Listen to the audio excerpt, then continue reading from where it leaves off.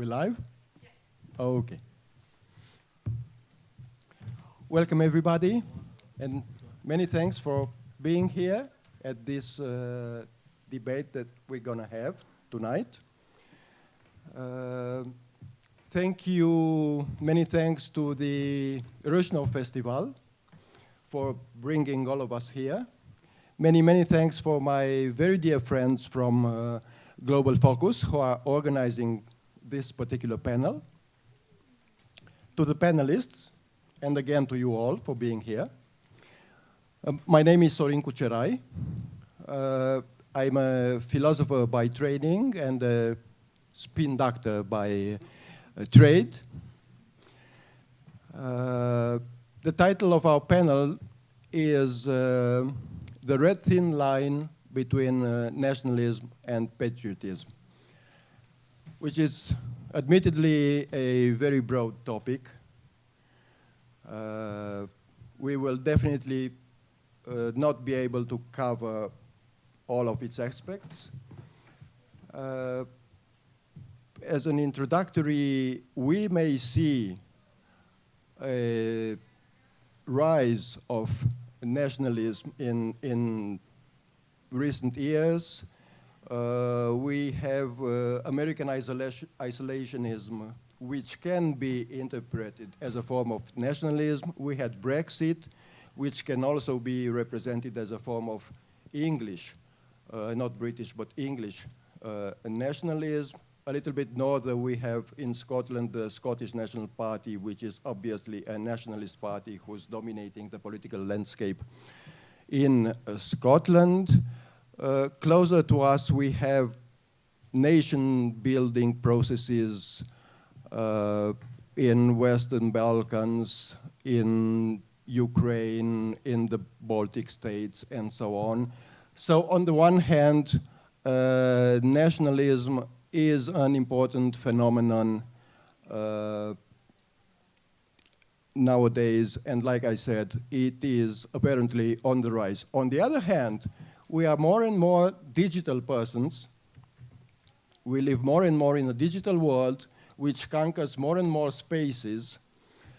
And in the digital world, nationalism or even patriotism doesn't have much meaning.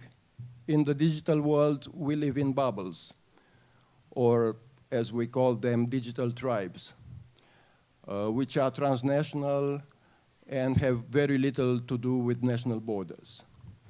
So on the one hand, nationalism is on the rise, but at the same time, with the advance of the digital world, nationalism seems to be less and less relevant.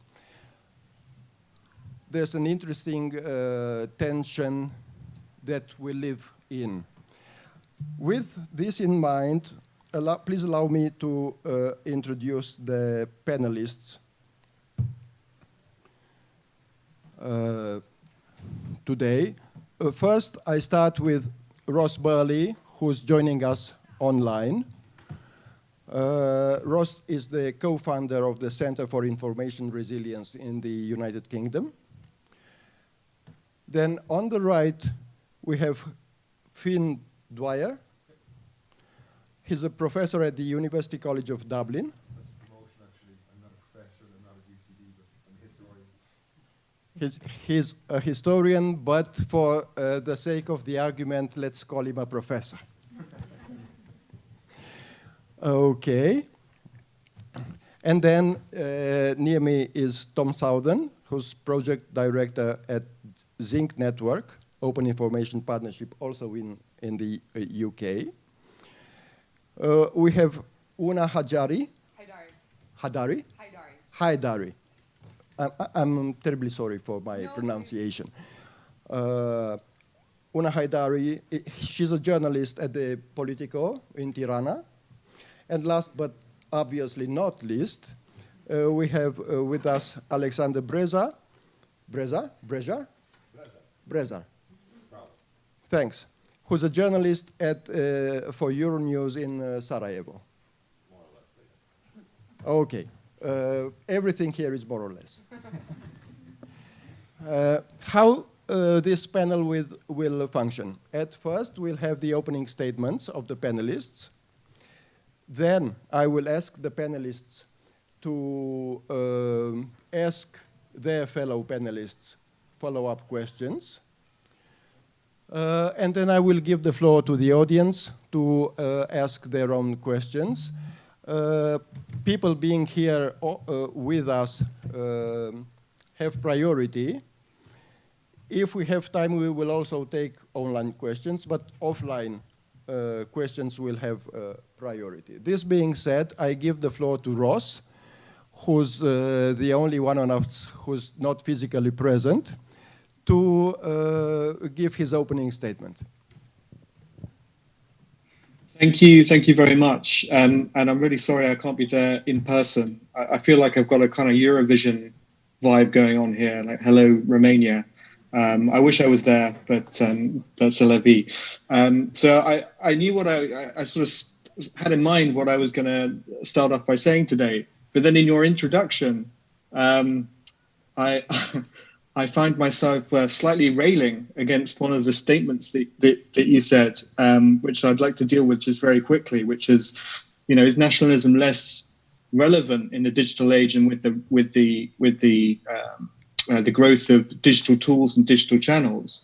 And I guess my instinctive reaction was, well, maybe not relevant, but certainly more potent. And I think as we talk today, hopefully one of the things that we will come across from a number of the panelists is how malign actors are using the potency that is inherent in nationalism and the idea of nationalism and weaponizing it to the detriment of societies, not only the examples that you gave, but across the world. We can talk about China and the way it's weaponized this idea of ethno-nationalism.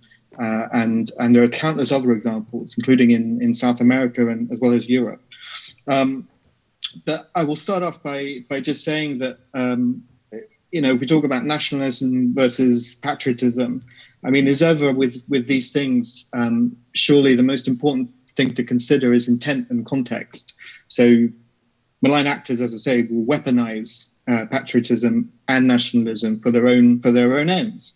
And when it's weaponized patriotism, it kind of morphs into this ultra-nationalist, nasty streak that we see across. And as I say, there are countless examples of this. We can talk about China, Xi's national rejuvenation, and the historical revisionism that kind of goes alongside that, with the expansionist domestic agenda and foreign policy that we're seeing played out near daily in Taiwan and very practically in Hong Kong.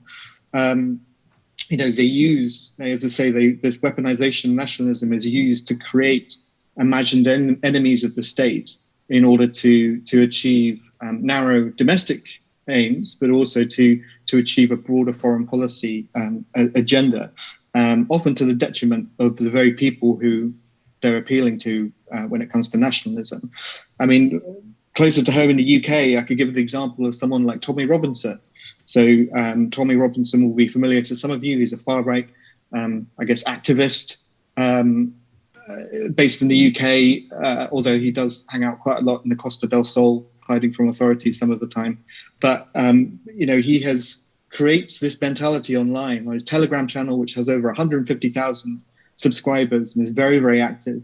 And he creates this mentality of an us and them, and is influenced and influencing malign actors. I would point out as well that Tommy in 2018 went to Moscow and St. Petersburg for a period of time and met with some pretty nasty characters who are closely linked to the Kremlin. And then closer to home in Romania, we can see that there are positive examples of patriotism. So, for example, I would look at and forgive me for the pronunciation of this, but there's a brilliant folklore band that Rufin from Global Focus introduced me to, called the Subkatai. Please correct me on that one. Who take this idea of, the homeland and Romanian traditions and turn it into a positive thing. But increasingly, there are others in Romania who who try and weaponize nationalism and turn it into broadly two themes of disinformation that operate in the country. The first is this kind of ethnocentric messaging created around this, our great destiny, the romanticization of Romanian historical moments. And the second is the kind of conspiracy of the other. So using nationalism to try and say, well, global Western elites don't have your best interests at heart, and in fact are trying to undermine you at every opportunity, and are spreading these messages of hate. And I think the other thing that I don't want to go on too much. So the other thing I really want to kind of bring home is a lot of this is very subtle. It is incredibly subtle, and it's done over a period of time. And this kind of idea of strategic patience that malign actors have, which means that they can, in 2015, 2016, even earlier, invest, support far-right organizations in the West and in Central Europe and in Eastern Europe to promote these ideas of these almost like seeds of doubt around patriotism and nationalism. And we are where we're here today, where there is a huge influence of the far right and ultra-nationalist actors in European politics. So not to end on a downbeat, what can we do about it? So broadly, I'd say there are three areas that we can look at. So the first one is reclaim positive patriotism. I don't think it's naive to say that patriotism can be a really positive force. It can be a good thing in society.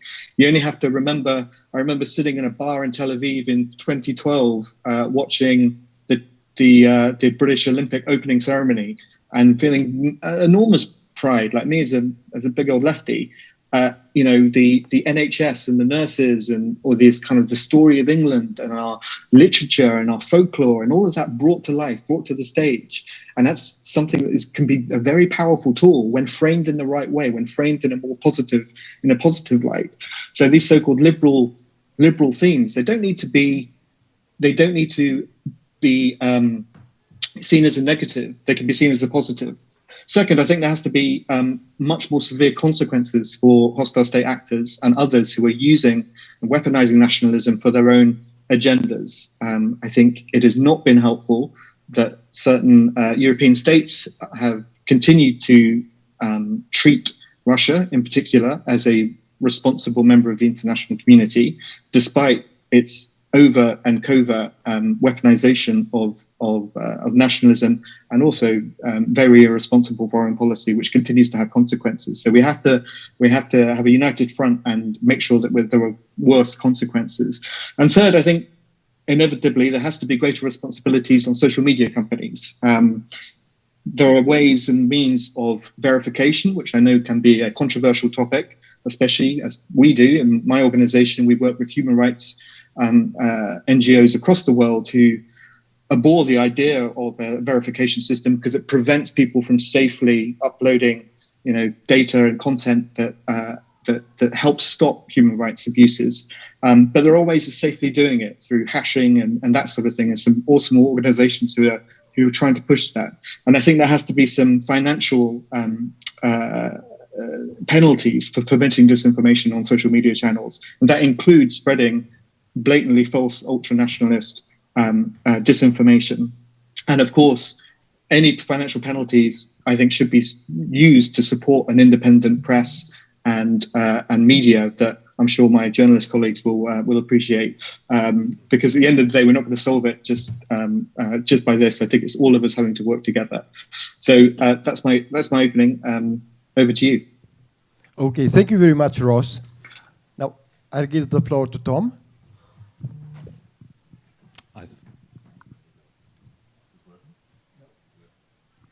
How about now? Is that better?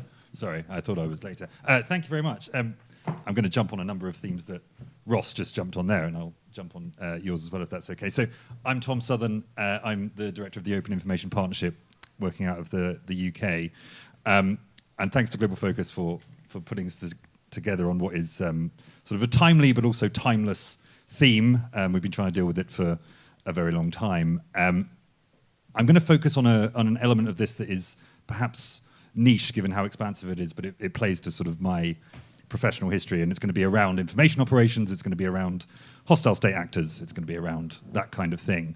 But if you'll just indulge me for a second, I'm going to go into a bit of pop evolutionary psychology and suggest that in small tribes, in small towns, whatever, you can see and you can understand why patriotism, why nationalism might evolve when you're, in a dangerous environment and you're trying to defend yourself against the other. You want everybody to be on the same side so that when somebody comes for you, you're able to fight back. And as those sort of, the world evolved and these small towns became big towns and they became the nations that we know now, that continued for a long time. Nationalism stayed. And that's partially because there wasn't really a great deal of connectivity in the world. The best internet we had 150 years ago was a guy on a horse. So, fine. But as technology has very, very rapidly moved forward, 10, 20 years, our thinking hasn't evolved necessarily in the same way. Standard for human evolution. Our bodies don't evolve, our thinking doesn't evolve as quickly. And so, inevitably, there ends up being some nationalist thought, some patriotic thought that remains, and that's perfectly understandable. But what's unfortunate is this original defense against our adversaries has become, in my view, quite a critical weakness. And I say that because hostile states, as Ross said there, have been for a very long time exploiting nationalist sentiment, particularly ultra-nationalist sentiment. And they used to do that in slow time. They used to do that in quite an analog way. They used to fund political parties on the far right, the nationalist side. They support nationalist MPs to go and verify elections in places like Turkmenistan, where the election is not sound, but it sounds good to them. And they start sort of fake think tanks. That's what they've always done for a long time, that's fine. More recently, though, they've been able to sock puppet and create millions of accounts, hundreds of millions of accounts, billions of accounts across all social media. And the architecture of the internet makes it that much easier for them to do it. Every step of the internet seems to have made it easier for hostile states to use it to push the nationalist message. And I guess the question is, and understandably, why would a hostile state bother? Why are they targeting me, right? Why are they targeting me, any of us, with nationalist messaging? Well, the answer is actually very, very simple. It works in sort of a number of ways. The first one is, if you can convince a country to become nationalist, to become insular, they're going to stop trading with their friends. They're going to end up in trade wars. We've seen this relatively recently, right? And they become, therefore, financially weaker. Secondly, their alliances are going to fracture. They're going to be diplomatically and in terms of defense, they're going to be weaker as well. But thirdly, they're going to turn on themselves, because the nationalism that we're talking about here isn't just pure my nation is the best. It's always linked to anti-LGBT. It's always linked to anti-ethnic minority. It's always linked to the women's place in the world or traditional values or whatever. It's never just a pure nationalism. So you end up everybody at each other's throats. And so it's an easy win for them to do, and it's become an inevitability of the connectivity of, a bit of business speak there, of the world that we live in now.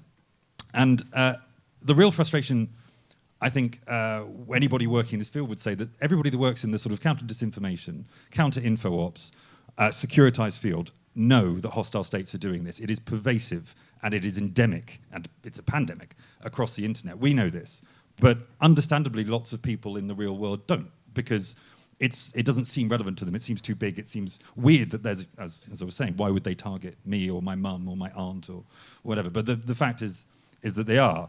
And so sort of to end on the point of, what do we do about it? Obviously there's a million things to be done. I'm going to go with two. The first one is that we need to tell people about it. So that's what I'm doing right here. And I hope you'll go and tell people as well. And I think that needs to happen, obviously through journalism, obviously through everything else, but also people just talking to each other and reflecting the reality of it. The second is the opposite of nationalism is internationalism, right? The way to break the stranglehold that hostile states have, frankly, on nationalist tendency across Europe, but across the globe as well, is more internationalism on a sort of state level, obviously. They need to be cooperating more, they need to be integrating their systems more, whatever it might be. But it's also from the ground up as well. It's about journalism, it's about individuals, it's about society, and crucially, it's about civil society. And that's why I want to thank Global Focus for being so excellent at doing it. And I think I'll stop there. Thank you very much. And now I'll give the floor to Una. Terribly sorry again. No, don't worry about it. Hi. Sort of having a 3-minute statement on something that I devote so much time on is slightly difficult to do. I'm going to try not to speak too fast because then nobody understands me. But I started covering nationalism. I mean, it was a very natural thing. I guess it could be called natural. I mean, I was born in Kosovo. I'm not going to say when, but the war was my childhood. People take women less seriously if they think they're too young. No, but I was born into the setting of the disintegration of Yugoslavia, where nationalism was the byword for everything that was going on. And when something so senseless is happening around you, and then I was lucky to have my father worked abroad and as a journalist, and so I very early on in the conflict I was moved away from that, and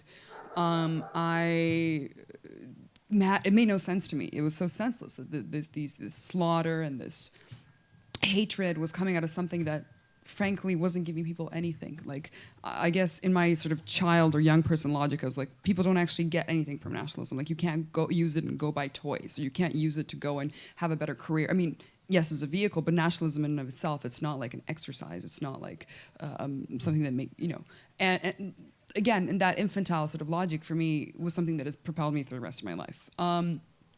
I obviously started covering nationalism in the Western Balkans, and have since sort of expanded into covering it in all or many former socialist countries in Europe. I think to latch on to something that Tom said, there's a specific way of analyzing nationalism in countries that were formerly socialist, because within themselves they contain a failed project of internationalism. Now we can have a separate panel and debate on what socialist internationalism, to what extent it was implemented in all these countries and how effective it was, and so on and so forth. But for many of these people, it was a reaction to seeing internationalism not actually not fulfill provide for them the utopian societies that they expected. And as such, I do sort of combine the nationalisms of various different countries. I'm talking about myself instead of about nationalism. But anyway, so I think to not deal with the ideology at all. As a journalist, I cover the gatekeepers of nationalism, because I think those are the most dangerous people in society. So these are people who will tell other people, you're only a good nationalist, or you're only a good patriot even, if you do this, this, this, and that, and think exactly that. And they are oftentimes are very corrosive influences on society. These can be anything, just like Tom and Ross hinted earlier. These can be people online. These can be fringe politicians or influential politicians, state actors, who use nationalism to interfere in other countries. But none of this would work if there wasn't like these ideologues of it that were around and that shape the way that people perceive their own national identity. And so I said that. Anyway, I think nationalism in its current form is so, in the form that it's viewed in these countries that I cover, as I mentioned earlier, but also many other places in the world, is something that is basically become the vehicle for every single autocratic, right-wing, even sort of big business guys use forms of nationalism, like they invest in national industries that are supposed to be very, defending the honor and the pride of a country. I think it's become sort of the most corrosive vehicle in our societies right now, because it's being pushed into every single pore of human interaction, and it makes it difficult, for people like, say, me, who goes out and talks to people for a living. Less so during COVID, obviously, but yeah, a lot of Zoom calls. No, but the people, I talk to people ranging from very rural communities that have very existential problems, and they have such firm beliefs about their national identity and why it should be fought and why these politicians or these businessmen or whatever represented. So just to wrap up, I think that at this moment in time there isn't. Sort of positive patriotism isn't something that is very present in our societies. All the form, it's been eaten up by the nationalist trends that have sort of been present in these societies, I guess, since the founding of their states, but definitely been amplified in the last couple of years. Sorry, I hope that was coherent, but at least now you can ask me questions. It was coherent, and thank you very much. And now to Alexander.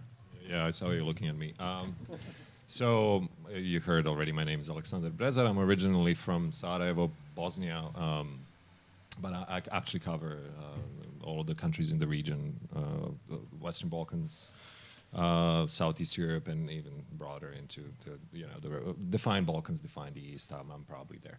Anyway, so just like Una's story, mine is quite similar in the sense that I was also born in a country that no longer exists at a time when it dissolved in a very bloody and destructive way, and obviously due to rampant nationalism that turned destructive towards its very core and its citizens first and foremost. So my entire childhood and youth was marked by the consequences of that, and this sort of eternal question, at least in the former Yugoslavia, of where do you go from here?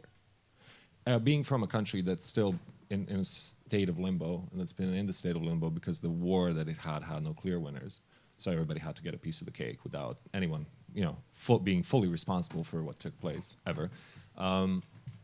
Kind of teaches you to be extremely sensitive to nationalisms elsewhere. So I think, one of those silly questions when people ask you, like, what is your superpower?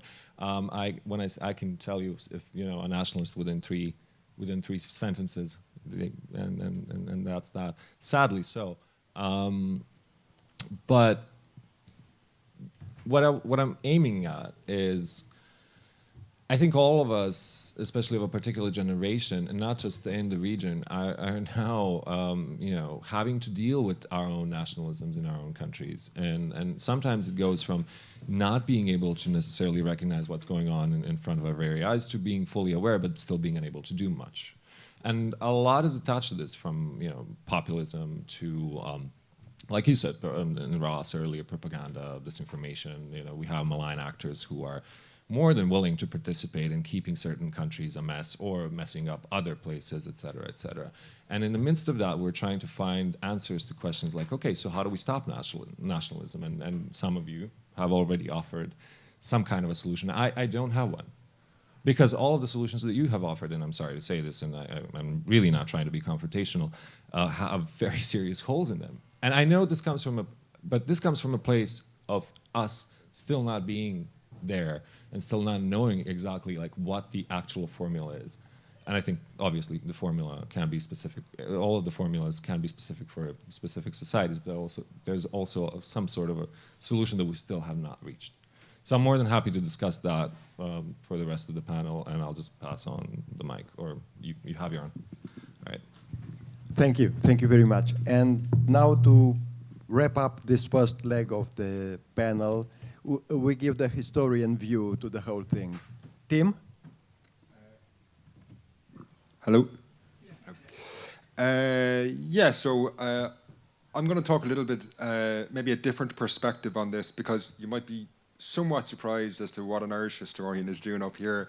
But oddly, actually, history, and certainly public history, which is what I work at, has actually been dealing a lot with the emergence of the alt-right for quite a while, because it might be odd for an Irish person to quote an English person when you're talking about nationalism and patriotism, but I'm going to quote Eric Hobsbawm, the English historian, and he said, "A nation without a history is a contradiction in terms." And I think that's really, really true in trying to understand how these movements are starting to impact history, because they're very aware, the emerging alt-right is very aware that it needs a history, because no successful movement really exists without one. You don't have, if you can't say to people, this is where we've come from, it is a big problem. It is abstract, but it is something that they're very actively doing. I'm going to give two short or quick examples how it's impacting Irish history. One event you may be familiar with in Irish history is the Great Famine of the late 1840s. It transformed the island. The population still hasn't recovered. It is the kind of where modern Irish republicanism and nationalism emerged from, and Irish independence would ultimately emerge from. There's a concerted effort by the alt-right at the moment to get that classified as a genocide. It has very little to do with Ireland or events in Ireland. It's been used in North America as this example by people of Irish descent to say, we pulled ourselves up, and then they'll turn around to say, African-American communities, maybe if they're looking for reparations or something like that, going, if the Irish were able to move on and we suffered a genocide, why can't you? To a lesser extent, it's used in anti-Semitic debates, that's to a lesser extent. Another one that's often used is the myth of Irish slaves. This is huge in North America again, where Irish history is being weaponized to, again, the concept is that tens of thousands of Irish people were enslaved by the English and sent to North America. Many bad things were done, but Irish people were never enslaved. Again, this is used. It's a weaponized idea that is used then to undermine African-American claims to just redress in any way, in any form. But it's very consciously used. And these are just two examples from Ireland. But the alt-right all across the world is forging these histories. Now, we all have history debates. It's common. There's differences in history. There have always been schools of thought. But I think what they're doing is very disingenuous, where they go out. And often these things can be, we know that history, and certainly where I come from, history is a very emotive topic. It's not something that you can just say, oh, that's just a theoretical debate. Like Irish independence, and Ireland's relationship to Britain historically is a very real event that shapes life on a day-to-day basis. And if you have a message based on that, it can be very powerful in resonating with a population. So I guess I think that is very important. Secondly, there's maybe kind of moving on to what other people have addressed in terms of what can we do. And I think it's very important to recognize, and I slightly disagree with Tom on this, about where nationalism comes from. Nationalism, in my mind, is a very specific political project in different countries. I don't think it kind of emerged from, communities just coming together. Like, you can trace English nationalism back to the relationship with Ireland in the 16th century. It's a very specific political project that was able to use a sense of identity in England to go and conquer other places. However, I don't think all nationalisms are the same, and I think we need to have nuance as we approach this. So, Sarno, I'd slightly disagree with you when you say maybe bunching in the SNP with nationalism in England. Likewise, I don't see Irish nationalism as the same as nationalism in England. They come from different places, and I think you can deal with them in different ways, but also I don't think that they pose the same threat. So, for example, in Ireland, and as far as I'm aware from what I've read, in Scotland, the SNP activists would be opposed to the emergence of the far right in those countries. And I think that is important to recognise. Now, having said all that, I'm going to say I'm not a nationalist, I'm not even a patriot. I'm not sure these ideas, even the second of the two, I'm even more dubious about, because I think it's so nebulous. I don't really understand. I think everyone here would give a different answer to what it is to be patriotic, and certainly in terms of history, you can, if it's about land and the place you come from, you can set any series of past events in a malign or benign way, and I'm always dubious of patriotism. So I will say that I'm neither, but I think we have to have a really nuanced and careful discussion. I don't really have any big solutions, but I think being really careful about broad approaches across the board, saying that all nationalism is X or Y is problematic. Thank you, Tim. Now we ended this leg of the panel, and now it's time for each of the panelists to, you have the right to one question to any other panelist. Una, you first? Mm-hmm. Okay. Hi. So obviously, I told you already I was going to ask you the first question. So no, but after your presentation, so you do make a very valid point. One of the, you cannot, I guess in many ways, the nationalisms of smaller countries were provoked by the nationalisms of bigger countries, and you can't say that there's a complete parallel between Russian nationalism and I don't know, Polish nationalism in certain points in history. It differs, but especially if one of the two was an occupying force, a stronger power, an imperial power, which was fueled by nationalism. But at what point in the state-building process does a nation overcome its need to have nationalism be the driving force of its fight for justice and its right place in the world and stuff like that? And at what point does the nationalism become destructive? Yes, that's for you. As I said, I think nationalism is probably destructive and just generally because it's kind of based on exclusion. That said, I don't think I don't have an answer to that. I'm just saying that I think it's probably destructive and that it doesn't come to like at all points in its existence. It's based on exclusion. And I think we should be aiming to move beyond that. I don't know. We all thought we had moved beyond it, I think, at a certain point in history. I don't think 15, 20 years ago anyone could have foreseen, particularly in Western Europe, the re-emergence and the nature of the re-emergence of the nationalist movements, and they appear to be on the march going forward. So, yeah, I suppose the answer is I don't know. Sasha. Yeah, I was gonna. I think we're gonna ask Ross. A couple of you used the term patriotism and patriot, and I'm really going to start a fight now. I really don't like that word. I really don't like the term patriot or patriotism.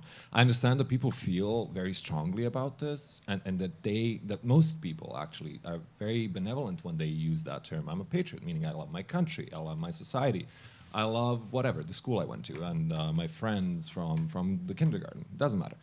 But I find that term to be very naive and very easily weaponized, and to accommodate for all sorts of negative nationalist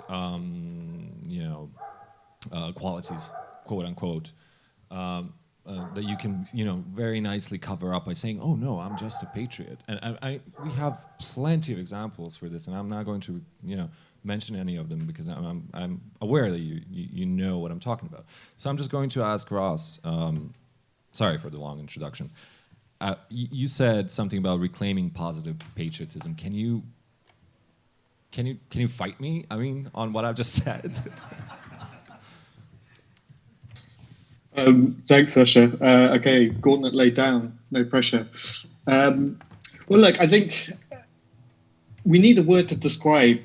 We need a word to describe how an individual who is not a nationalist, who has not got any malign intent, feels positively about their country, and it might not even be country.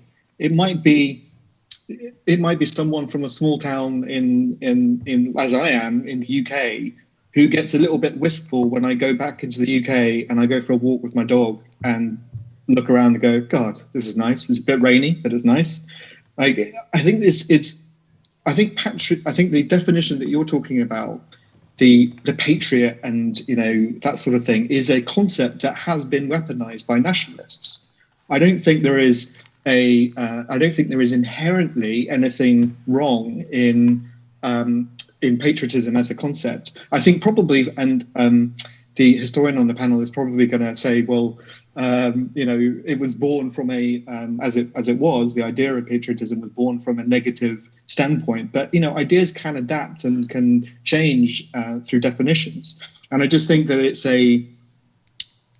we are in danger of not recognizing that it is fine to feel proud of your country. It is fine to support England in the Euros and see them devastatingly knocked out by Italy. That's fine to see that because you feel a sense of pride. And we worked on a project just on a serious note, just after the Euros, because you guys would have seen that there was a bunch of racist abuse directed at 3 black players from the England team, and the opposition to that racism that was pushed by ultranationalist elements on the far right in the UK and across Europe, and was amplified by disinformation channels and networks to promote that sense of disharmony. The counter movement to that, and the fact that people were like, no, we don't care that somebody's black or not. Like, we care about the fact you're picking on these players because they're black. But these players are English and proud and love playing for the England team and do amazing things in their local community.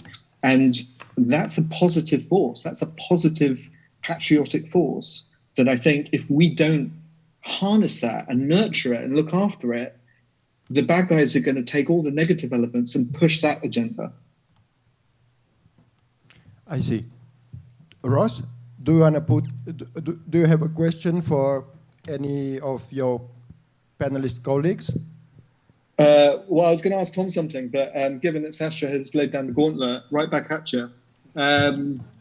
Sasha, you were saying that reacting to some of the ideas that I put down in terms of how you counter this stuff.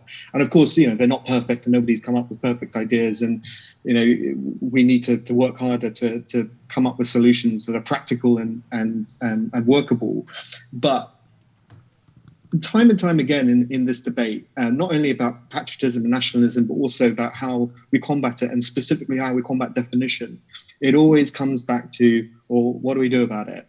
The number of times I've been at events like this and people are still trying to decide what the definition of disinformation is, rather than trying to actually recognize that there is a threat from nationalism. It's a malign threat. It's pushed by malign actors. We saw on January 6th the very real world consequences. We see every day the real world consequences of malign alt-right influence networks like QAnon networks, where people literally are murdering other human beings as a result of some of this nationalist rhetoric that has been pushed and corrupted and perverted by malign actors.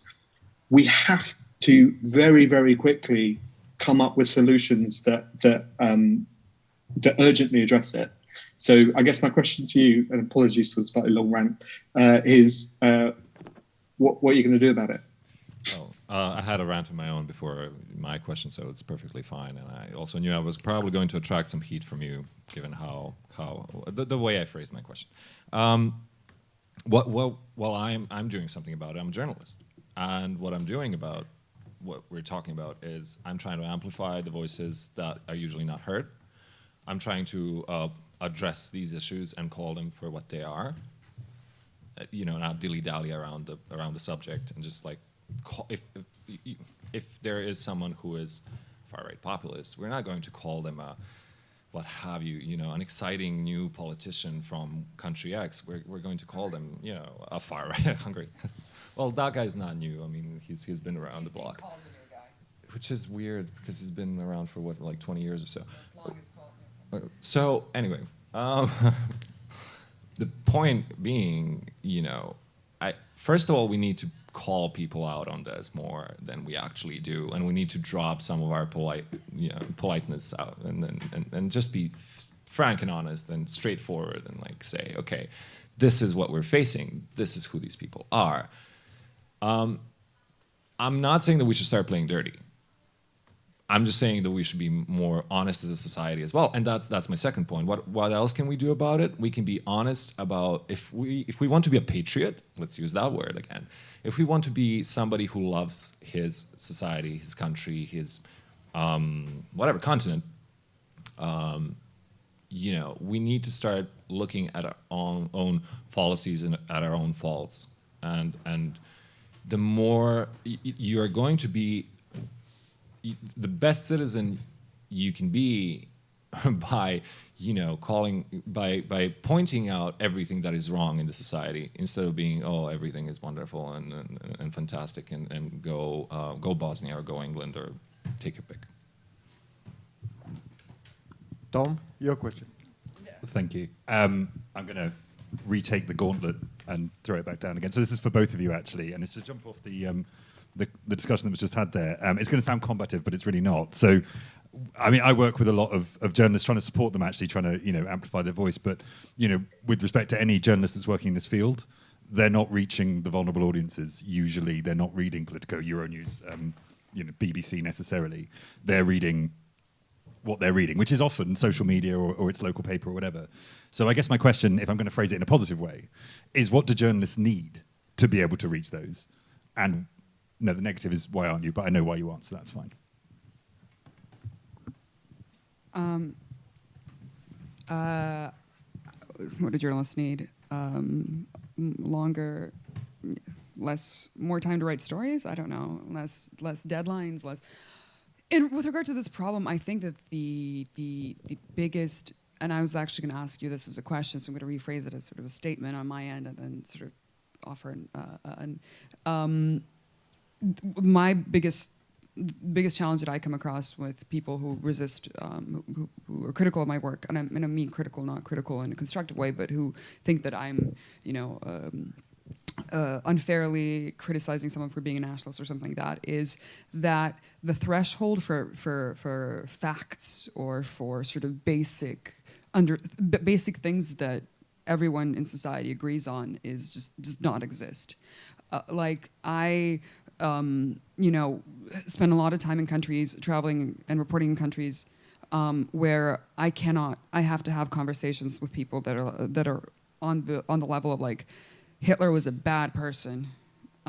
If you do this, you can't. You have to. There's a name for you supporting this type of ideology, and we're not even talking about influential far-right people. I'm talking about average citizens, because, and I think if it wasn't just the journalists who would try to reinforce some sort of consensus on these things, I guess Europe, the last time Europe as a continent had a consensus on anything was at the end of World War II, but even that was, the anti-fascist consensus that existed after the fall of Nazi Germany, but that we were fighting this big thing in history that was terrible, and from now on we will never have, and onwards we're never going to have this again. And that was kind of ruined both by the massive failures of socialism, but also the fact that the re-emergence of time having passed since World War II and its atrocities being somewhat forgotten, and sort of it becoming, it becoming normal for people to question certain things like that. So if it wasn't just the journalists, we'll give you all the information you need. In a sense, by information I mean we'll report on the people, what people are thinking, and why they're believing certain things and stuff like that. But amplifying our message is usually the best support that anyone can get. In the sense, like, you don't have to credit to me, but say like, I know that people believe this there, and that's a problem because it leads to this and that. And it makes them, if nothing else, to coincide with your line of work, it makes them very vulnerable to malign actors. If they believe this and they have some sort of, they are on a Telegram channel with someone who is trying to convince them that, they shouldn't listen to their government, they shouldn't take vaccines because vaccines are actually socialism in miniature form. And if they stick that into their arm, they're going to go back to the Stalin era socialist projects or some. You think this is far flung. It's a minor example of things that people have believed about let's say vaccines. So that, and B, it would be great if it wasn't just the journalists who were very loud about this. Like, besides amplifying their message, I wish that other people would have as firm of an opinion on this as we would. Like, you cannot falsify history. It's not a matter of your opinion. It's just this is literally what's happening, and this is literally the problem. Say if you, I don't know, anytime you meet up with people, don't. I'm not saying have fights with people, but don't shy away from telling them, this is wrong because of this, and it makes you a nationalist. Because sometimes I've seen people who aren't journalists or who aren't journalists who focus on these topics be like, well, maybe what you're saying is kind of wrong, but and trying to kind of get. I think that the most powerful way to kill any of this, would be is basically the power of social stigma. If people realize that what they think is actually stupid, then they'll stop thinking it. So if you help us stigmatize them, then hopefully it'll stop happening. Sorry, that was very long. Tim?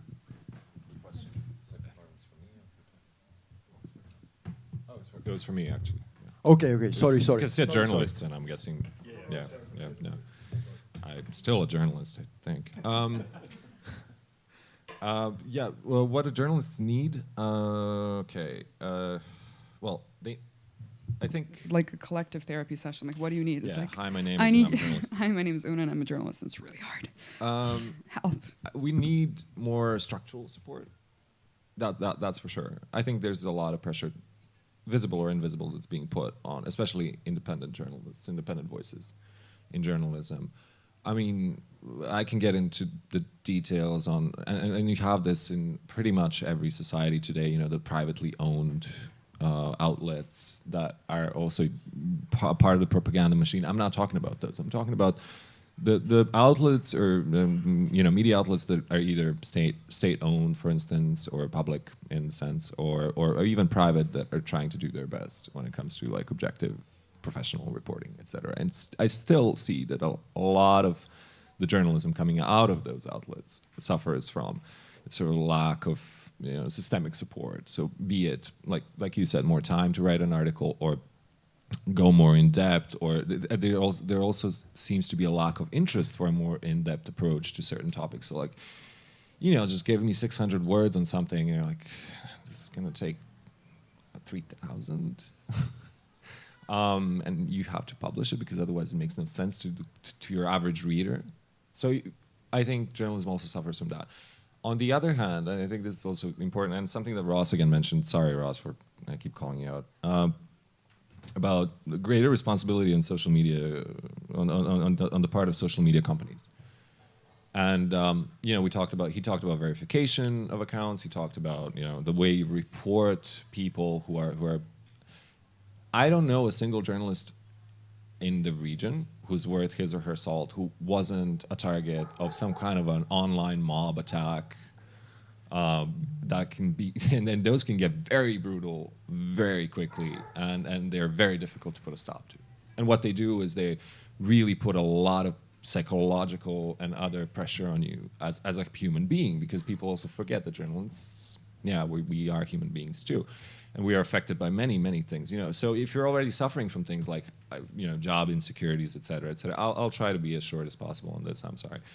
You know, this comes as an added weight on that really can hamper your performance as a professional, because you have to think: is one of those 500 trolls on the internet an actual real person who will knock on my door tomorrow and murder me in my sleep, or hurt a member of my family, or do something, you know, ungodly to my pet? I mean, this is a serious issue. And what social media platforms have allowed is this kind of behavior. I'm not saying that they condoned it, but they allowed it, because they cannot come up with a functional way of putting a stop to it. So when I'm being attacked on Twitter, for instance, you know, I can send as many reports as I want, but sometimes it really makes no difference, because some person who's on the other end, the receiving end of those reports, looks at that, doesn't know any context of what's going on, and is like, yeah, this guy is just randomly complaining. So that needs to get fixed, and that needs to get fixed soon. I know, like, really hogging a lot of space. Just remembered one thing: it's really hard for journalists, but also activists and people who are, you know, people who are involved in this professionally, to undo the damage that's been done through many years of like government organized, or they're usually government organized, but many years of an educational system that teaches people these things and stuff like that. So if another way of supporting this would just also be to stress journalists and also people who are trying to counter the negative effects of nationalism, is, you know, if every child in Romania, in Bulgaria, in Hungary is reading history books that say that their nation is the best nation in the world and that their poets are the best poets, it's really hard to, like, 20 years later, you have this annoying foreign journalist or local journalist come to you and say, like, you're stupid for being a nationalist. They're like, yeah, fuck you, I don't care. Okay. Tim. I was...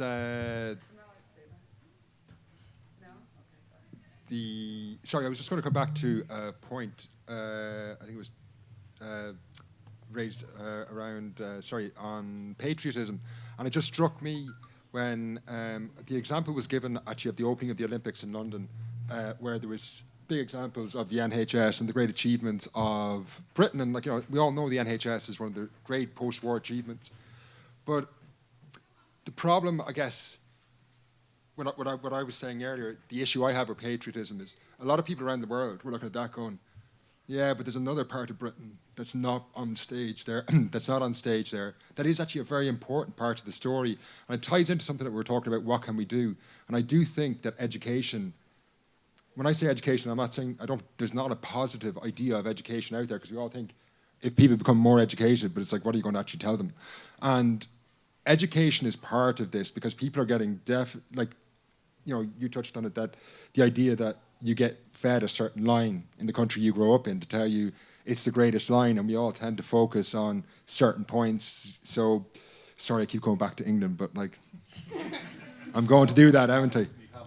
Right? But like in Ireland, we focus on the War of Independence because that was our shining moment in history. In Britain, it's the Second World War, and we don't have this, I don't know, how, I think education though, and understanding other people's perspectives on the past and what their experience of nationalism of another country has been, can definitely, I think, dull the worst gung-ho, because then you go, well, maybe we aren't that great, or maybe our greatness comes with consequences. And I think that can definitely dull into the long term. I think it can start, because I guess what we want ideally is that people start to see themselves in different ways. And it's, we have to accept, and it's an important thing that people, sorry. Where's the question? I was just asking more about the idea of patriotism and whether you can have this positive idea of it, Like, where does that go? Like, and that's what makes me dubious about it, is that I don't know how you express pride in where you come from without other people going, making other people very uneasy. And who has to answer it? Sorry, it was addressed to Ross, because you raised the issue of the NHS, sorry. Thank you. God, I wish I never brought up patriotism now. Jeez. Look, I think when you were making that comment just now, I was thinking about two things. At first, I was thinking about, and this goes back to, I think it was Sasha who mentioned it, was this idea of Russia is really good at recreating history, and recreating it methodically and systematically. And I mean, they're obsessed about it. You go on the Russian Foreign Ministry Twitter account, the number of references to World War II is just bizarre. And we know why they're doing it, because they are literally trying to, put their narrative of what happened front and center for their own current strategic goals.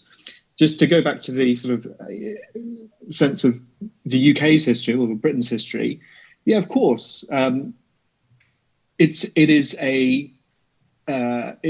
is shameful, I think, that we haven't addressed our imperial history in the way that we should have.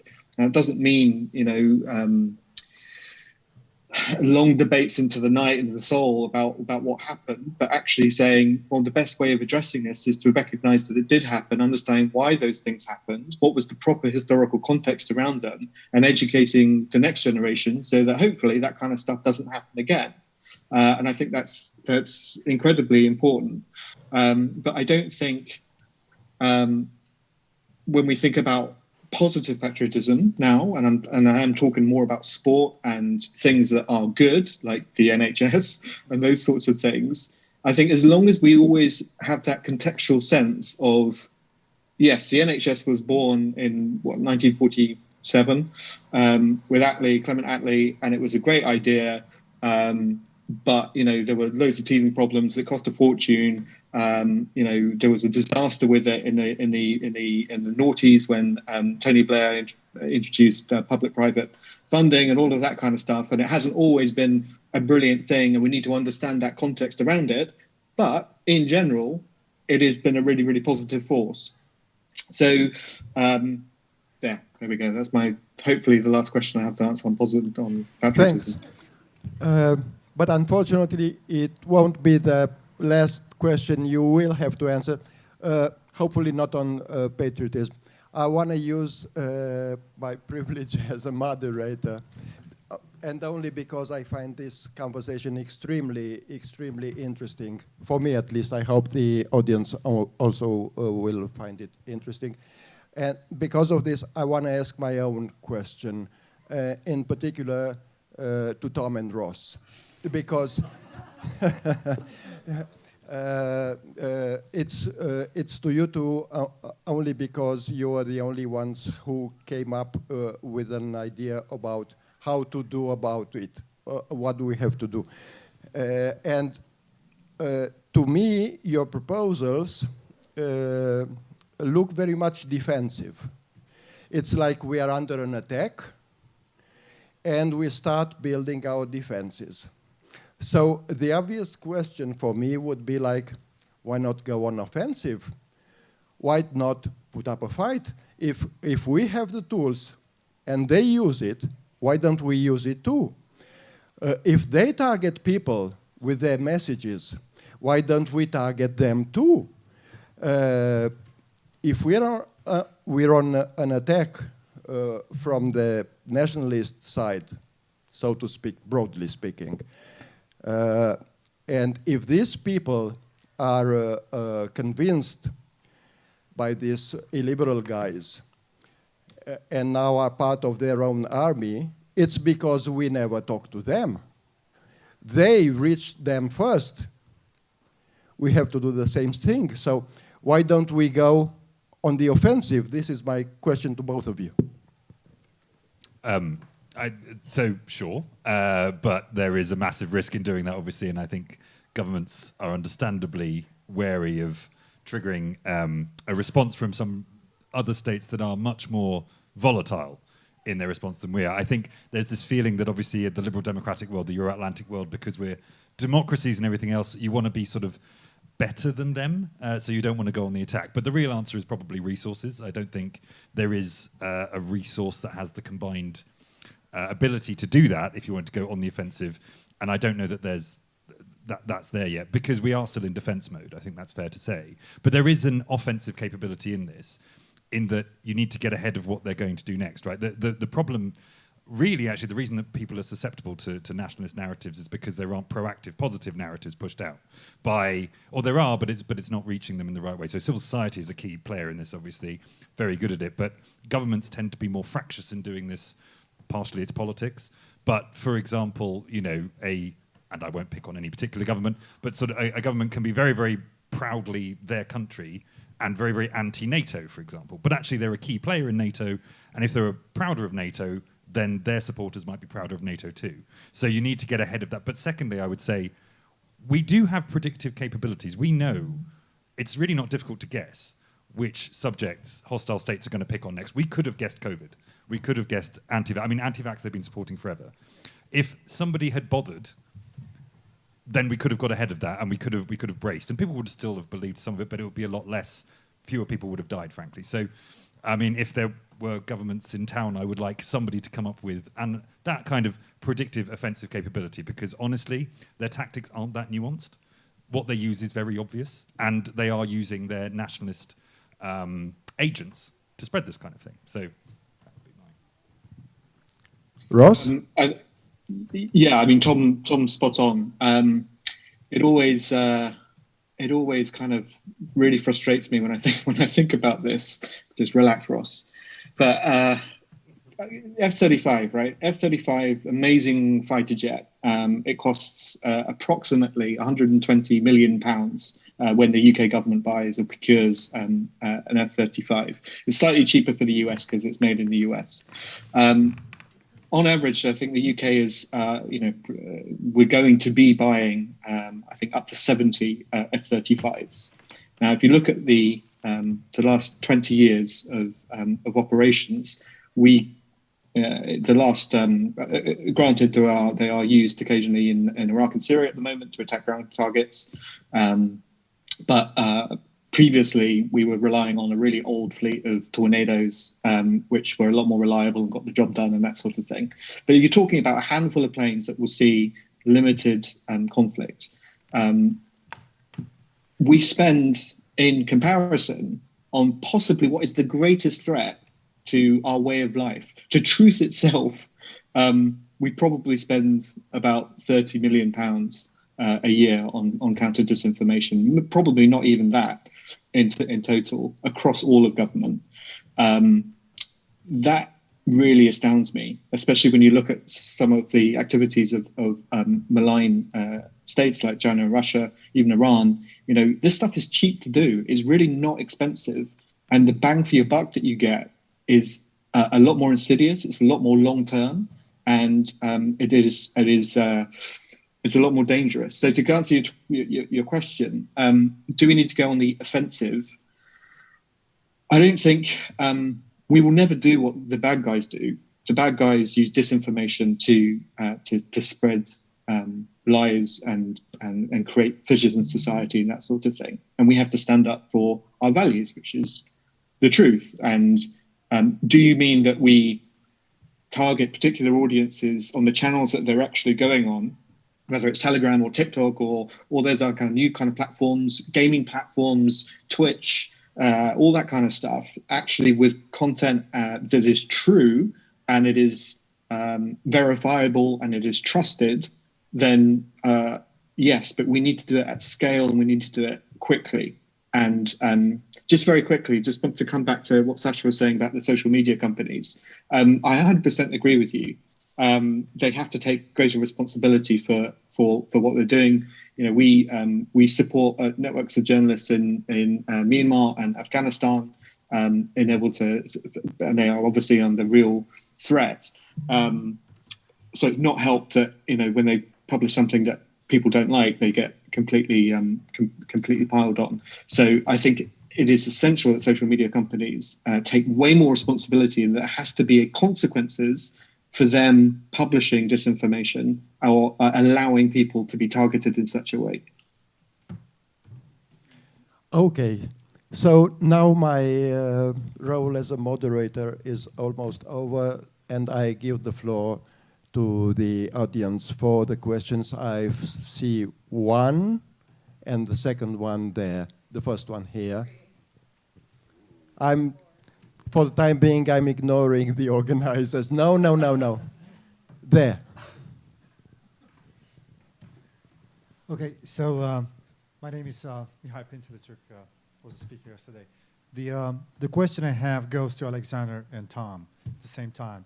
Is how you guys see in the future the influence that the nationalism is going to have in this European project, which I don't know how much European is it anymore, but that's another point. And where do you see education in this relationship between nationalism and European project, having in mind the fact that we have this big difference between Eastern Europe and Western Europe?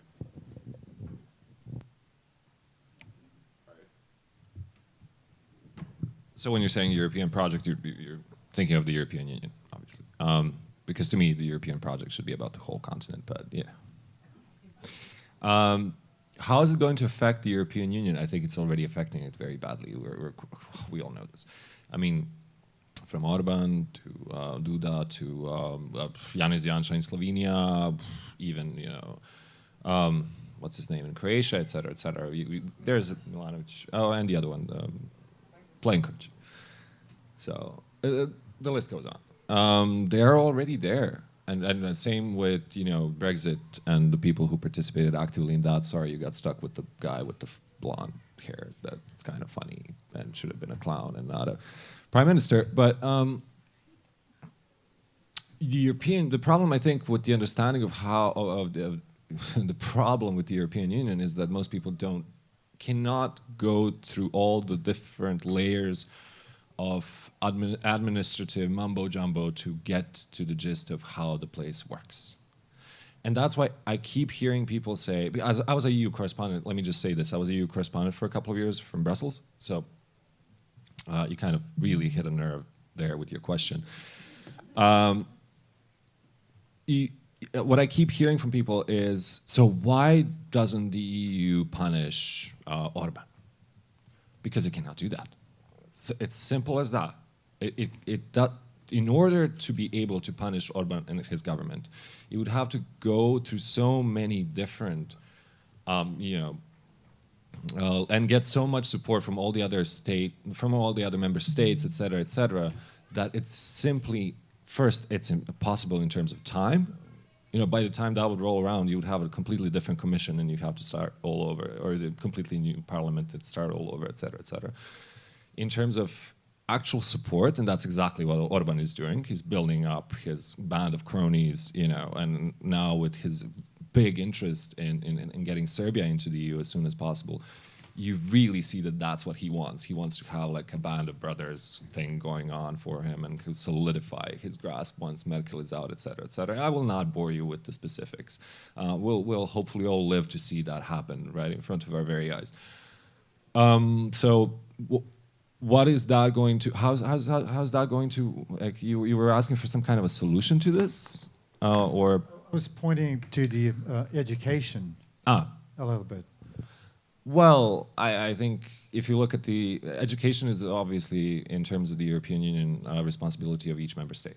So there can be some recommendations coming from the top, but you know it's up to the member state to decide whether or not to implement something like that. So I don't think there's a sort of a systemic solution that the EU could impose and say, oh, you know, every member state should now have this kind of a curriculum that is going to tell kids it's not whatever. Pick a country, any country. Belgium, you know, Belgium's not the best country in the world. It actually sucks a lot. The weather is horrible. The food is meh. And, you know, Italy is much nicer.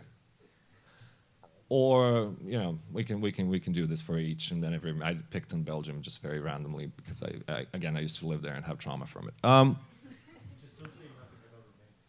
Oh, lovely place. I love it. Thanks for inviting me. Hope to be back.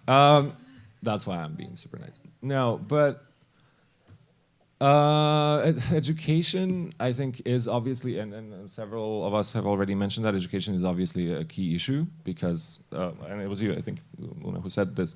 You know, 20 years later, you have people who have studied under using a certain curriculum, and all of a sudden now you have to convince them that everything they know is wrong. It's an extremely difficult thing to do. And let's not pick on a EU member state. I will be very quick, I promise. Take the case of Bosnia. Bosnia has a very complicated political system, and it has 14 levels of government, meaning 13 ministries of education. Long story.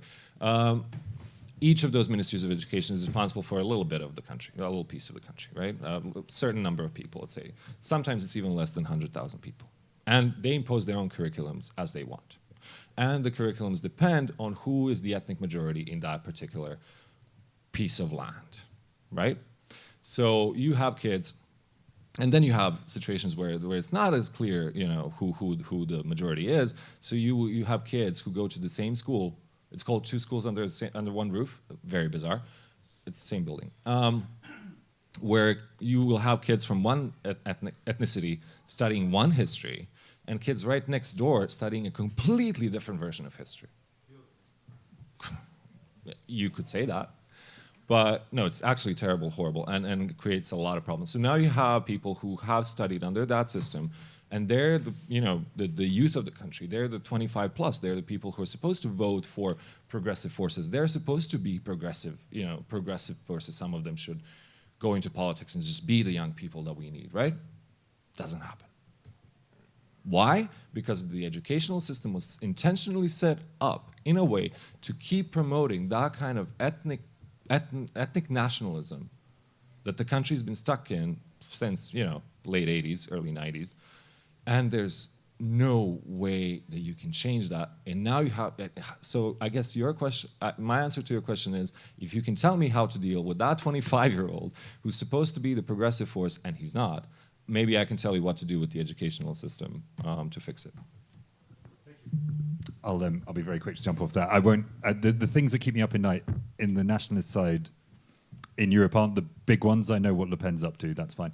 The problem is that there's lots and lots of MPs, MEPs, councillors, etc., that nobody knows anything about, and they are the ones that, on a very local level, tend to be doing more damage than we're ever going to hear about. Frankly, they're also often the vectors, as I will bang on about forever, for hostile states to come in and get what they want. But just on the education point, I'm going to be a bit cheeky if I can and say education doesn't stop at school. We come out of school and therefore, you know, what is education? It's information, right? So what are we fighting? A disinformation war. How do we fix it? We win the disinformation war. And we bring people along with us as adults as well as children, as well as teenagers or whatever. And the answer to that is the same question we've been asking forever, right? Which is, how do you fight disinformation, both domestic and foreign and everything else? And I'm afraid the answer is multifarious and complicated and very, very expensive if we want to do it right, but it's the only answer. So that's where I'd go with the education side. Thank you. Right there in the back.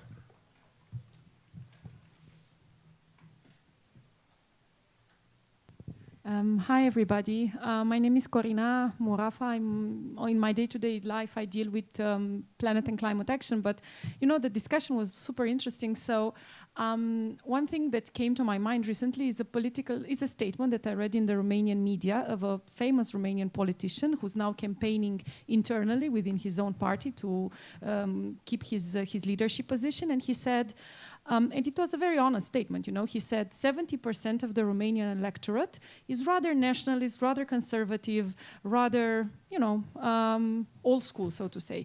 And I can't fight over the remaining 15-20% of the electorate. I need to appeal to the 70% of the electorate who are rather on this side. So my question goes to whomever of you feels more like of a political communications advisor, you know, with skills in this area. What would be a political campaign message that you would give to this guy who's running for office with his concern about the structure of the electorate, and which is a message that, you know, meets the electorate's needs, but doesn't go into the slopes, the slippery slopes, and the bad nationalism, the bad patriotism that you have mentioned? Or what kind of a message could he give? I mean, I would just, so it's a really good point, and it's now come up everywhere, right? That there's a reason why nationalism is much more prevalent with politicians that didn't used to be nationalist, right? Or we didn't think they were. It's because they're going populist effectively and playing to the crowd. I mean, the answer to that, and they might not like it, and they're not going to take it up, definitely. They're not going to take up my advice on this. But, you know, politics is supposed to be about leadership. You stand up, you convince people about what you believe, and if you convince them enough, they follow you and you win the election. He'll say he won't win that election, then maybe he shouldn't be in politics, because he obviously doesn't stand for his beliefs, right? Why are you there if you're not standing for what you believe in? Why are you flip-flopping? That's not an answer that he would accept, as I say. He does believe in it. Oh, I didn't realize that. Sorry, I thought he didn't believe in it. Ah, okay. Right. Ah, apologies.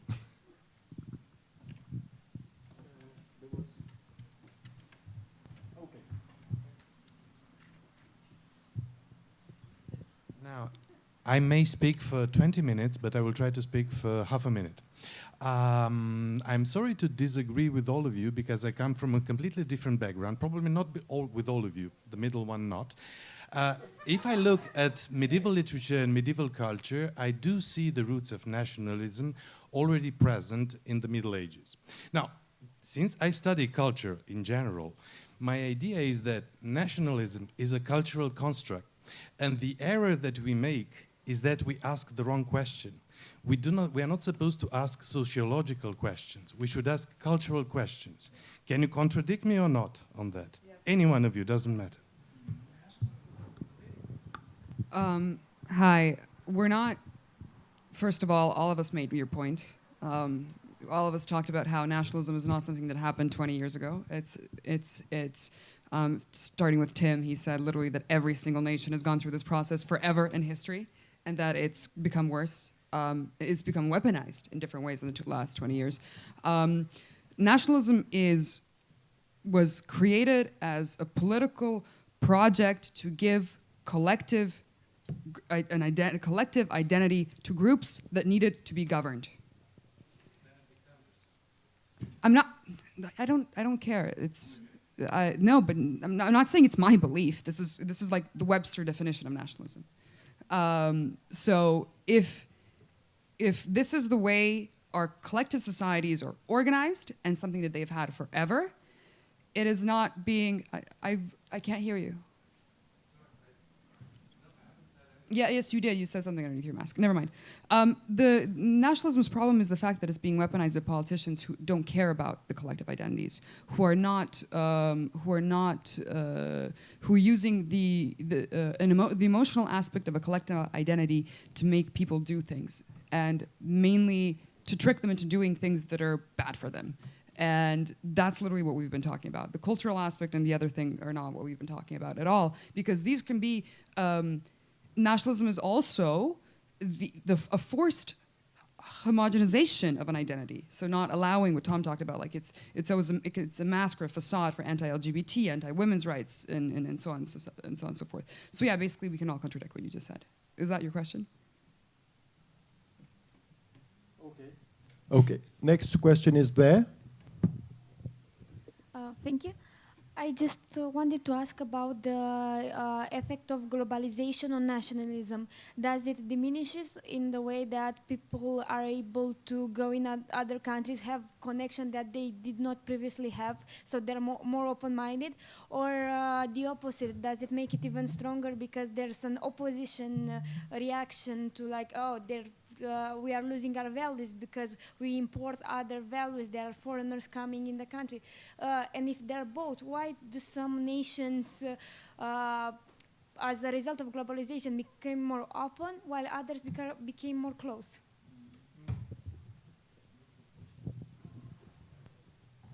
I'm going to try and offer a part of the answer, and then maybe someone else can chip in. I think there are positive aspects to globalization, sure, and of course being exposed to different cultures, different ways of life, et cetera, is an absolutely positive thing. However, the thing that I personally noticed in my work is that the worst kind of nationalists that I have to face are the ones that live abroad, for instance. And interestingly enough, it's the communities that live abroad that tend to that stick together, that have a very warped sense of history, of facts, of like understanding of what the society that they're from it looks like now. That it can really make you feel crazy having to deal with the way that they see the world. So it's a person-to-person thing. I feel it really depends, and like you said, and I really like that point. Like education is not just about schools. It doesn't stop at schooling per se. But it's also something that you inherit either from your family or your general environment, et cetera, et cetera. And I think in that sense, what you're going to get from living abroad, and part of your question was about that. It really depends on what you came with. And also how friendly that society is, of course, and like how much it will allow you to participate in it, et cetera, et cetera. I will not ostracize you further, which brings me to my second point and last point. And that I think with globalization, you've seen that the various nationalists and the far-right groups, et cetera, have only become stronger because they became more easily connected.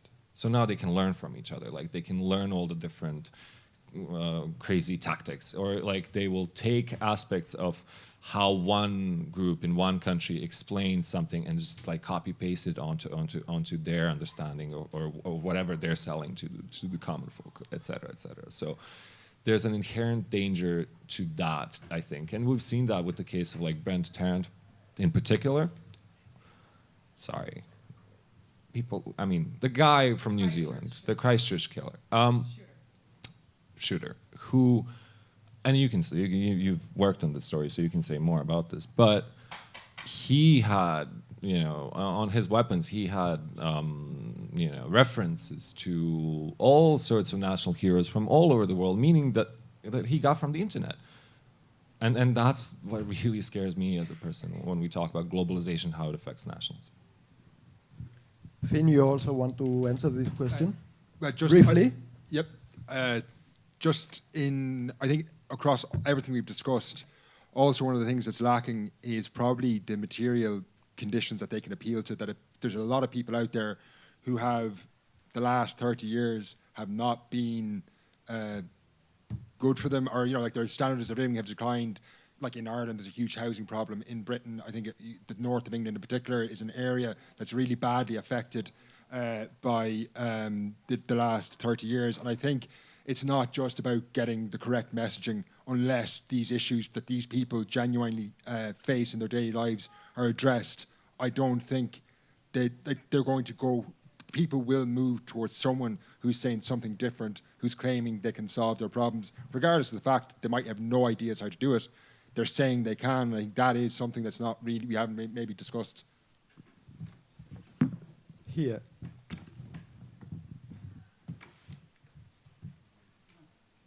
Adrian? Adrian? Yeah, absolutely. Thank you. Promise me it will be a short question.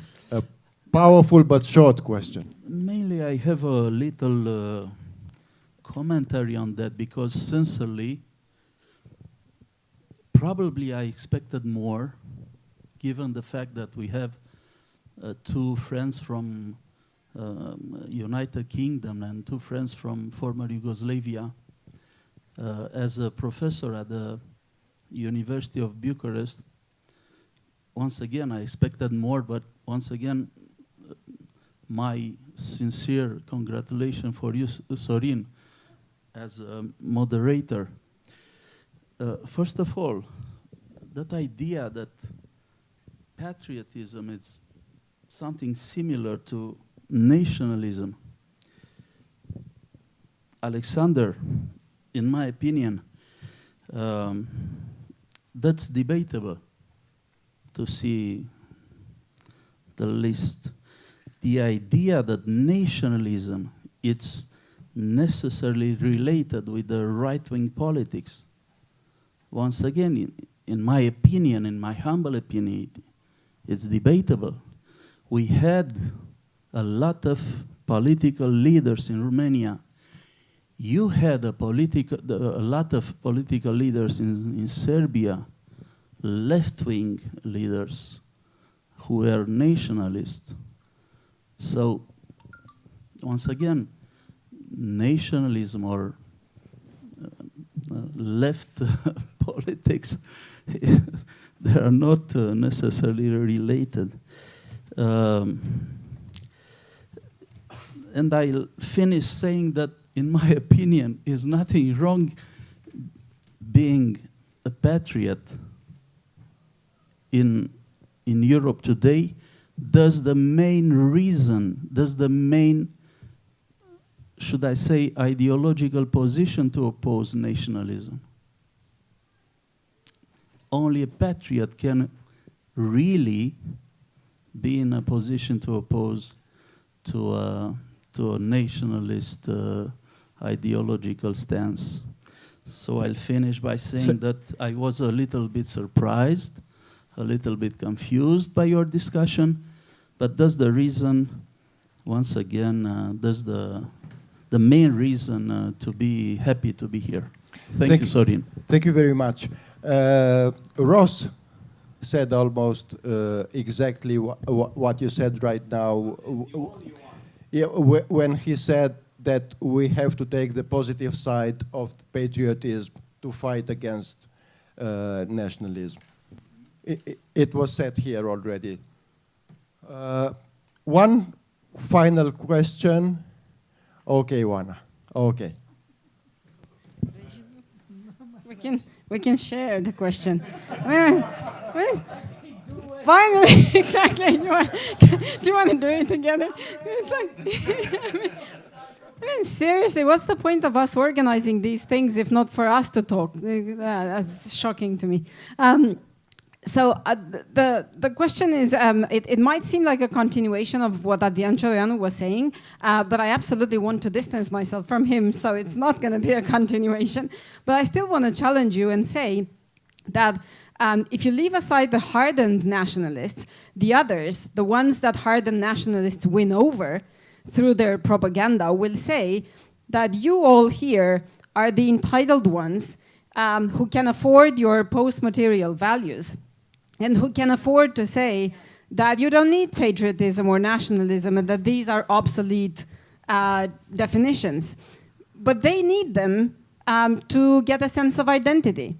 And they will say that they are the marginalized voices. They are the ones that you guys are pushing outside of the mainstream discourse. So they need to make themselves heard. So my question to you is, because you're all influencers and because I think it's become very, very obvious, at least in Romania recently, that political parties will try to court nationalists, so they're not going to contradict them. Institutions, most recently in Romania, the president of the Romanian Academy, the spokesperson for the Orthodox Church, they court nationalists.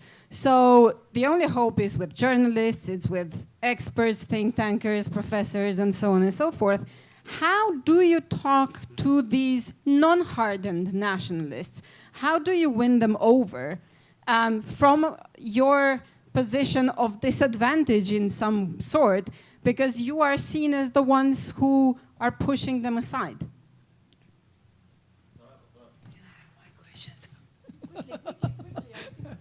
Okay. I hope I can be short on this. My question starts with a commentary also, because we've seen in Romania at least, and I'm just referring to Romania here. We've seen a lot of political figures throughout our entire history, I might add, banding on nationalism and keeping population captive by injecting them with nationalistic ideas. And Ceausescu is an example. The guy Corina already mentioned is another example, and so on and so forth. But my question goes to Finn and then to Una as representatives of countries who have this sort of past of struggling to put something at the very base, not you because you're the guy in the middle, or to put something on the base, the very base of their nations, you know. So my question is there anything else there besides patriotism or, well, some sort of benign nationalism to put at the very basis of a nation? Can you look for something else? Okay, thank you, Rufin. But first, let's start with the first question. We're a bunch of, from one perspective, very privileged guys who claim they are unprivileged and a minority, answering to... I mean, I don't know how you assume that a journalist is a privileged person in society. Journalists earn, on average, the lowest salaries. No, and have the least career stability. Una? No, but seriously, but this is a misconception, because what we're talking about is disinfo. It doesn't matter. No. It's a matter of emotion, not of facts. It's a matter of emotion, not of facts. The debate... The other guy says... She's right. Okay. No, but it's because... do you know who's saying that we are privileged? The people who are spreading disinformation. Because you have to make me the enemy of the average poor Romanian or Hungarian or any... I'm really not making a Romanian argument. By saying she is so privileged. This is what she gets. And that's why she can sit in her ivory tower and think. And there are privileged people. I write about privileged people. I spent my whole career writing about how privileged people manipulate poor people. And if we let this be reiterated, then we are losing the battle. You were talking about being offensive, on the offense. Here, this is me being on the offense. Yeah, I am not privileged. Great. Thank you. And I'll stop now and get back to when we get to the second part of the questions. Because we're going to talk about, Rufin's specific question. Anyone else on the first question of how to address moderate nationalists? Shall I jump in? I do think it's really important, actually, too, because, say, in Ireland, Sinn Féin are on course probably to become the next government, or they're going to come very close to it.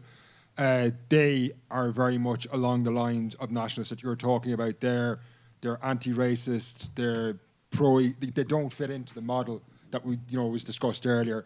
And I do think it's really important.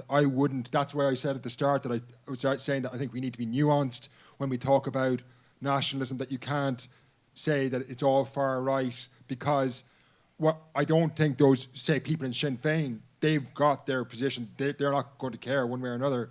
Their supporters, I do think it is a problem, because people will go, if you say I'm far right, well, because I'm a nationalist, well, maybe that it'll drive them towards that position. So I do think it's important to meet those people where they are, and also respect where they are. You can disagree with someone, but you don't have to. I think saying that they're far right will get us nowhere, because those people firmly believe that as much as anyone else in this room holds the beliefs that they hold. Yeah, I think that's totally right. I also think this is partially a failure of the English language. I think the people that we're talking about are, in a technical sense, chauvinists, right? We're not talking about people that are proud of their nation. We're talking about people that are unreasonably negative about everybody else, effectively. So it's a question of chauvinism. So perhaps, we shouldn't have said nationalist in the way that we did. And really what we're talking about is people who hate others for absolutely no reason that is based in or grounded on fact or reality. Okay, so now to Rufin's question. Una, do you want to take the offensive? Sure. No, I think maybe, I guess Tom made a great point. We should have started with definitions, which always sounds like a very banal exercise at panels like this, but starting and defining things. I've spent my career as a journalist precisely defending all these countries that get misrepresented in the Western press, that get where people think about everyone in Southeast Europe and Central and Eastern Europe, most people in Central Europe, as being dumb, primitive, uneducated, incapable, uncultured, and so on and so forth. And I'm all for making all those people say, hey, no. That is not nationalism. That is being proud of the capabilities, your personal capabilities, the capabilities of the system or the country that you're part of, the culture that you belong to, but that is not, we're talking about chauvinism in a different way. So I'm not saying that people should leave this room and say, well, I hate myself, and I hate everything about my country, and my culture, and what I stand for, and I will never, ever even say that I'm Romanian, let alone anything else. So that's not what we're saying, at all. What we're fighting against is someone who will come and say, okay, I will not use an example for Romania just so people don't get, but like when people who say, I often talk to people who say, for example, Croats should kill all Serbs because Serbs launched the war against Croatia. Now that is an example of rhetoric that is commonplace amongst what we commonly refer to as nationalists, and those are the people we're fighting.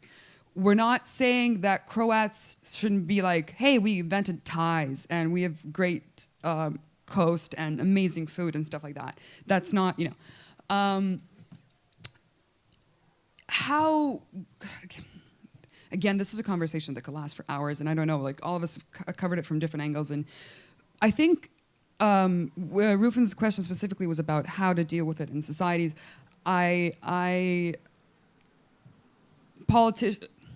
If we all call out politicians that are bad faith voices, so not the left, not the right, but bad faith actors, those are the ones who are most corrosive in society because they distract everyone from the fact that they're terrible politicians, that they are not offering any services to the citizens, they're not offering them a good educational framework or job opportunities. They distract from those things by talking about how they should kill their neighbors. If we keep calling out these bad faith actors and supporting people who call them out, one thing we didn't mention earlier when Tom asked me what journalists need, we really need to, if anyone needs to be canceled in these societies, it's the journalists who spread these lies and spread this information.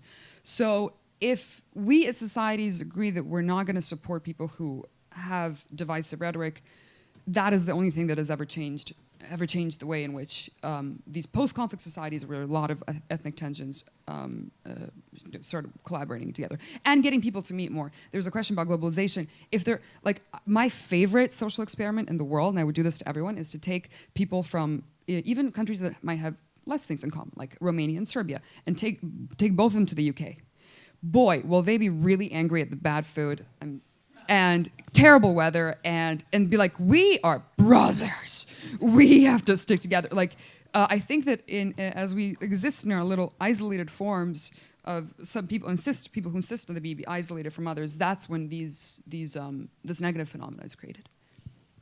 So basically have everyone go on foreign trips and call out people who are bad. Want to add something? Just in terms of you're asking how do we have a positive association, like I actually think it's something that we don't accept enough is that it's possible to hold two contradictory positions at the same time, and it is something definitely that I struggle with because say I'm a historian of like the later 19th and 20th century in Ireland, and yes, I am extremely proud of what Ireland achieved in the early 20th century. I can't not be, who was more like if you look at India and places like that, they were inspired what happened in Ireland. How do I fit that in? I don't know. Some people you would use in Ireland would use the term Republican, not nationalist, not in the US sense. It's more in a French Revolution sense. But, you know, people, so what I'm saying is I think you can have two seemingly contradictory positions, but it is hard. Am I proud of where I come from? Of course I am. It's very difficult, though, when there's a much bigger conversation that uses the term nationalist, that I think it's very hard for us to engage with, because if I walk into a bar and say, hi, I'm a nationalist, a lot of people are going to take that the wrong way. You know, so. Okay, so thank you very, very much to all the panelists. And Ross, we seem to forget Ross because he's not here with us and nobody sees him, but he was with us and he gave an important contribution to this very interesting discussion. Thank you again very, very much for your participation here. Thank you all for being here, and thank you, Râșnov.